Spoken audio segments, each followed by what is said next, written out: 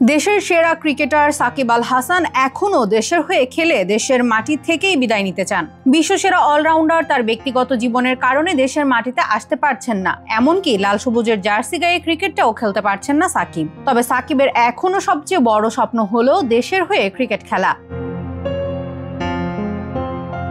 সম্প্রতি দেশের একটি গণমাধ্যমে সাক্ষাৎকারে সাকিব তার ক্রিকেট ক্যারিয়ারের বিষয় নিয়ে সবকিছু খোলামেলাভাবে কথা বলেন। সাকিব বলেন, আমি এখনো বাংলাদেশের জন্যই খেলতে চাই, এই ইচ্ছা সবসময়ই থাকবে। আমার সবচেয়ে বড় স্বপ্ন দেশের জন্য খেলা এবং আমি এর জন্য সবকিছু দিতে প্রস্তুত। তিনি বাংলাদেশ ক্রিকেট বোর্ড, বিসিবি, ক্রীড়া উপদেষ্টা এবং সরকারের শীর্ষ কর্মকর্তাদের সঙ্গে যোগাযোগ করে তার ক্রিকেট ক্যারিয়ার শেষ করার সুযোগ চেয়েছেন। তিনি আরো বলেন, আমি মনে করি আমি বাংলাদেশের জন্য খেলার যোগ্য এবং বেশিরভাগ মানুষ চায় আমি দেশের হয়ে খেলে অবসর নেই। আমি বিশ্বাস করি আমি আরো 1 বা 2 বছর খেলতে পারি।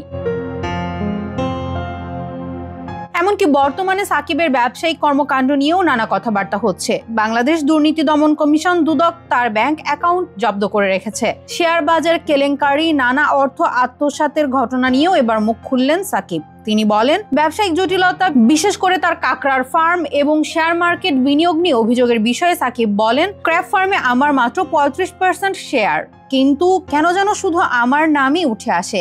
আমি ব্যক্তিগতভাবে টাকা দিয়ে সমস্যা সমাধানের চেষ্টা করেছি। শেয়ার মার্কেটে আমি কোনো ট্রেড করিনি, আমার বিনিয়োগ লোকসানে গেছে। তিনি তদন্তে পূর্ণ সহযোগিতার আশ্বাস দিয়ে বলেন, আমি কোনো অপরাধ করিনি এবং আমি সমস্যা সমাধানের জন্য এগিয়ে আসতে চাই। সাকিবের দেয়া সাক্ষাৎকার তার ভক্তদের মাঝে নতুন আশার সঞ্চার করেছে। তিনি দেশের হয়ে খেলে ক্যারিয়ার শেষ করার স্বপ্ন পূরণে সবার সহযোগিতা কামনা করেছেন। এখন দেখার বিষয় সাকিবের স্বপ্ন কতটুকু বাস্তবায়ন হয়।